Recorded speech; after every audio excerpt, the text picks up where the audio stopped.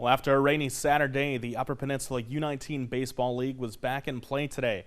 The Escanaba Cubs taking on Negaunee in the first game. And first inning for Escanaba, Hunter Lancourt ripping one to center field. Jake Anderson's going to score, and the Cubs have the early lead. Up next, it's Trent Lawson, who's going to hit the pop fly just out of reach of the Negaunee outfield there. Barely misses. Nick Kolich comes around to score. Escanaba now leads 6-0. Negaunee has its chance with the bases loaded as A.J. Sardini is at the plate. Ouch. It's an RBI the painful way as John Lawrence scores for the Maize and Blue, but that would be the only run Negaunee would get. Here's Escanaba's Lancourt with another hit, driving home 2 more runs. So we see Kolich score again. Escanaba goes on to win 11-1. Now it's the Gladstone Indians and Menominee Red Wave doing battle, scoreless in the third inning when Menominee's Keegan Monroe unloads this one to the right field fence. Ethan Russell and Jaden Werner score. It's going to be 2-0 Red Wave. Gladstone trails 8-0 when they try to come back. Here's Blake Krauth with a shot to the right center field gap. Riley Baldovsky and Ian Schwalbach score. The Indians are on the board. Now in the 6th inning, Gladstone is within 8-4 and the bases are loaded. The tying run is at the plate, but Dante Sartorelli is on in relief and gets the big strikeout of Drake Forrest to end the threat. He would then get an RBI triple the next inning.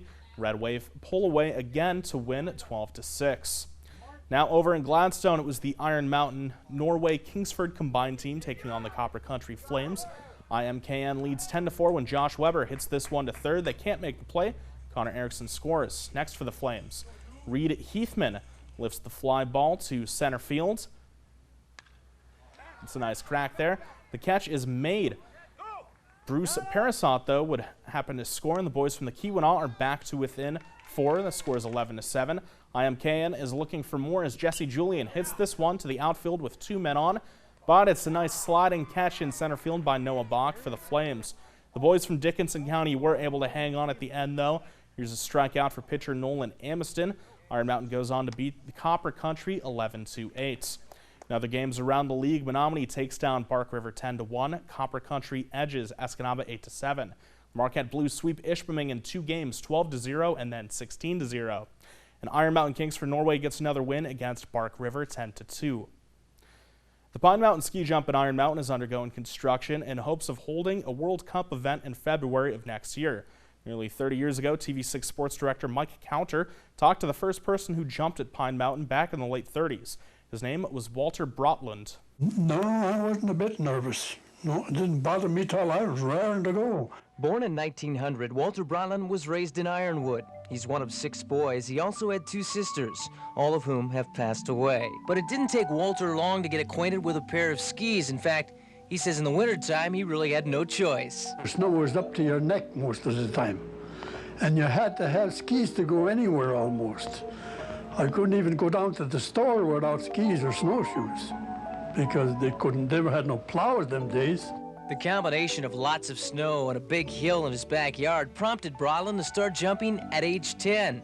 Little did he realize that when he strapped on his first pair of skis, he was launching a 42-year romance with the sport of ski jumping. BRATTLUND moved from Ironwood to Iron Mountain back in 1935 and has lived in this home ever since. Now, just up the road behind me is Giant Pine Mountain, built in 1939, and the first official jumper was Walter BRATTLUND. Was he scared?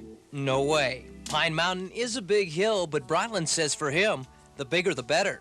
It didn't bother me at all. I like big hills. And I like to go up in the air.